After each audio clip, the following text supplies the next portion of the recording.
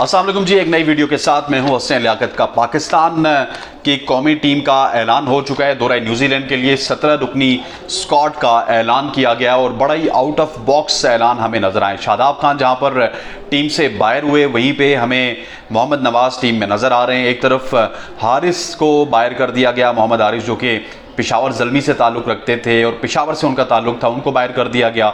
आज़म खान को टीम में डाला गया और एक और नया हंगामा इस वक्त स्टार्ट हो चुका है। और इस हवाले से साबिक टेस्ट क्रिकेटर अब्दुल रऊफ़ की राय भी है, वो हमारे प्रोग्राम में आज उन्होंने आज आके बड़ी चढ़ाई की है, उस हवाले से भी बताएंगे। पहले थोड़ा सा स्क्वाड को डिस्कस कर लेते हैं कि कौन कौन शामिल है स्क्वाड में। जिस तरह हमने आज से तकरीबन 7 दिन पहले आपको बताया था कि शादाब खान स्क्वाड में शामिल नहीं होंगे, ऐसा ही हुआ। शादाब खान को स्क्वाड में शामिल नहीं किया गया। उसके अलावा हमने बताया था कि बाबर आजम और मोहम्मद रिजवान को रेस्ट दी जा सकती है और इसका इजहार वहाब रियाज ने भी किया कि उनको रेस्ट देने का फैसला किया गया था, लेकिन मोहम्मद हफीज़ साहब ने कहा कि हमें चाहिए 2 सीनियर प्लेयर्स। अगर स्क्वाड की बात की जाए तो पहले कप्तान शाहीन शाह अफरीदी हैं, उसके बाद आमिर जमाल हैं, फिर Abbas Afridi, Abrar Ahmed, Azam Khan wicket keeper, Babar Azam, Fakhar Zaman, Haris Rauf, Haseebullah, Iftikhar Ahmed, Mohammad Nawaz, Mohammad Rizwan wicket keeper, Mohammad Wasim junior, Sahibzada Farhan, Saim Ayub, Usama Mir, Zaman Khan. ये स्क्वाड है जी। और इस स्क्वाड में 3 विकेट कीपर मौजूद हैं। एक है हसीबुल्ला, एक है आज़म खान और एक है मोहम्मद रिजवान। अब आज़म खान को अगर आपने सिलेक्ट किया है तो आज़म खान क्या विकेट कीपिंग कर सकते हैं, जिस तरह की उनकी बॉडी है, जिस तरह के वो प्लेयर हैं, या फिर एज ए स्पेशलिस्ट बैटर खेलेंगे आज़म खान, ये आप देखना होगा। क्योंकि मुझे आज थोड़ा सा कंफ्यूज नज़र आए वहाब रियाज अपनी प्रेस कॉन्फ्रेंस में कि हमारा काम है टीम सिलेक्ट करना, टीम को खिलाना या ना खिलाना, किस खिलाड़ी को खिलाना है, किसको बैठाना है, ये मोहम्मद हफीज़ का काम है। लेकिन एज ए सिलेक्टर आपको ये तमाम तर चीज़ें सोचनी पड़ती है। देखिए 3 विकेट कीपर मौजूद हैं, आज़म हो गए, हसीबुल्ला हो गए और रिजवान हो गए। इसके अलावा 4 से 5 ओपनर्स मौजूद हैं। रिजवान और बाबर आपकी T20 टीम के ओपनर हैं। इसके अलावा फ़खर जमान की एज ओपनर जगह नहीं बनती थी, वो भी टीम में मौजूद हैं। साइम अयूब भी मौजूद हैं टीम में और इसके अलावा साहिबजादा फरहान भी मौजूद हैं। अगर हारिस को शामिल कर लिया जाता, 18 रुकनी स्क्वाड बना दिया जाता, तो इसका मतलब यह है कि आपके पास 5 ओपनर्स मौजूद होते। और आज वहाब रियाज ने प्रेस कॉन्फ्रेंस करते हुए कहा कि आपके जितने भी टॉप परफॉर्मर हैं वो तो ओपनर हैं, 3-4 नंबर वाला कोई परफॉर्मर आपको नज़र नहीं आता। फिर अगर इंटरेस्टिंगली देखा जाए, साहिबजादा फरहान को शामिल कर लिया गया, अच्छी बात है।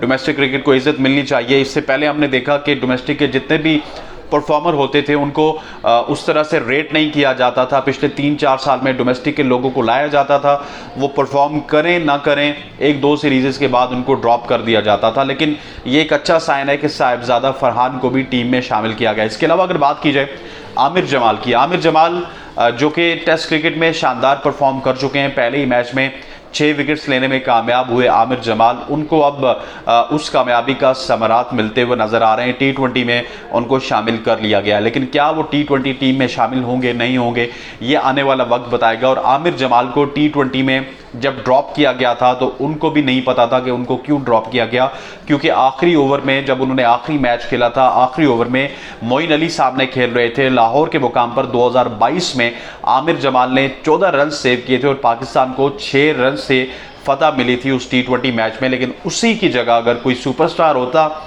जिसका बाबर आजम एंड गैंग से ताल्लुक होता तो वो टीम में मौजूद होता। लेकिन क्योंकि आमिर जमाल सुपरस्टार नहीं थे, बेचारे स्ट्रगल कर रहे थे, डोमेस्टिक खेल रहे थे, फर्स्ट क्लास क्रिकेट खेल रहे थे, PSL में शानदार कारकर्दगी दिखाई और उसके बावजूद भी उनको ड्रॉप किया गया। अब कुफर टूटा खुदा खुदा करके कि उनको वापस शामिल किया गया।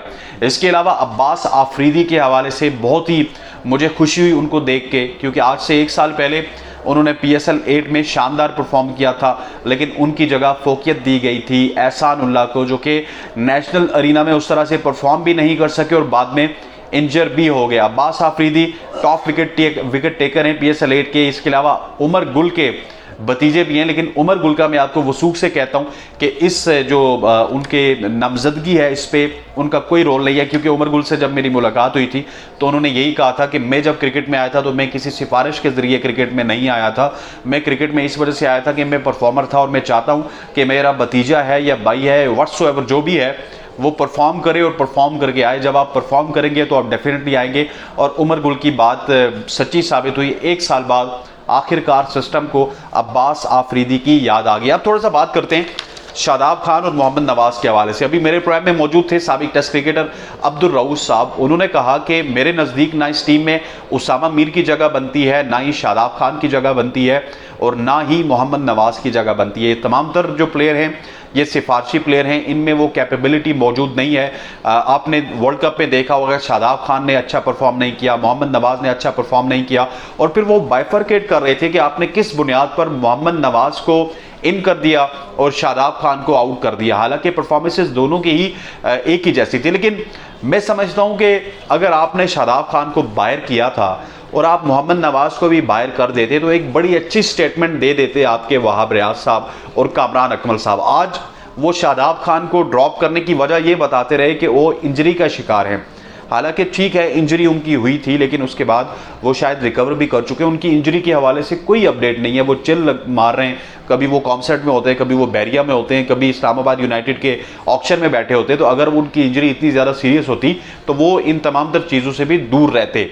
एक तो उनको परफॉर्मेंस की बुनियाद पर डाउन बाहर किया गया और असल में आपके जो चीफ सेलेक्टर वो इस वजह से नहीं बताना चाहते क्योंकि एक तरफ उन्होंने मोहम्मद नवाज को फेवर दिया है, पता नहीं किसके कहने पे दी है, दूसरी तरफ जब वो शादाब खान को ड्रॉप कर रहे हैं तो वो फिर उसको इंजरी के साथ छुपा रहे हैं। दूसरा, सोशल मीडिया पे इस वक्त एक और नई बहस चल रही है हारिस के हवाले से। देखिए हारिस पिछले 1.5-2 साल में सिस्टम का हिस्सा थे। आउट ऑफ नोवेयर हारिस को लाया गया और मोहम्मद रिजवान के कहने पे लाया गया क्योंकि सरफराज अहमद के बाद यही देखा जा रहा था कि T20 क्रिकेट में या वाइट बॉल क्रिकेट में आपके बैकअप के तौर पर मोहम्मद हारिस ही हैं। लेकिन इस दफ़ा उनको ड्रॉप किया गया और अच्छा है क्योंकि हारिस के पीछे कोई फर्स्ट क्लास या लिस्ट ए की परफॉर्मेंसेज नहीं हैं। हारिस के पीछे PSL की परफॉर्मेंसेज है। अभी वहाब रियाज साहब ने ये कहा कि हम उसको आराम दिलाना चाहते हैं, बेहतर है क्योंकि टीम के साथ वो कैरी तो करता है लेकिन कभी भी उसको प्रॉपर सीरीज में चांस नहीं मिलता। अगर आजम खान को लेके गए तो शायद उनके जहन में ये भी होगा कि चौथे पाँचवें नंबर पर वो आजम खान को एज ए स्पेशलिस्ट बैटर जो है वो खिला सकते हैं। विकेट कीपिंग तो शायद रिजवान ही करेंगे, लेकिन उनको फील्ड में आप कहाँ पे छुपाएंगे, ये एक बहुत बड़ा सवाल है। जिस तरह की उनकी बॉडी है, जिस तरह का उनका बारी बरकम जिस्म है, वो क्या फील्ड में छुप सकते नहीं छुप सकते। वैसे देखा जाए तो आउट ऑफ बॉक्स सोचा गया है, लेकिन आउट ऑफ बॉक्स उन्हीं लोगों को सोचा गया है जो कि कभी किसी के बेटे थे, कभी एक लॉबी का हिस्सा थे, कोई कराची लॉबी का हिस्सा था, कोई लाहौर लॉबी का हिस्सा था और सिर्फ थोड़ा सा कमज़ोर करने की कोशिश की गई है बाबर आजम एंड कंपनी को। अदरवाइज जो रिजल्ट्स हैं वो शायद प्रोड्यूस हो जाएं क्योंकि यही लड़के हैं सर्किट में। अगर बहुत ही ज़्यादा आउट ऑफ बॉक्स सोचेंगे जिस तरह अब्दुल रऊफ साहब कह रहे हैं तो आपको पूरे के पूरे सिस्टम को जो है वो खंगालना पड़ेगा और उसमें से सिस्टम से आपके लड़के निकल सकते हैं। लेकिन अगर करंट लॉट की बात की जाए तो ये जो टीम है जो उसी तरह एक ऑर्डिनरी सी टीम है, हो सकता है कि ये रिजल्ट प्रोड्यूस करे, हो सकता है ये रिजल्ट प्रोड्यूस ना करे। मैं उम्मीद करता हूँ आज का व्लॉग आपको पसंद आया होगा। That's all here from my side. अस्सलाम वालेकुम।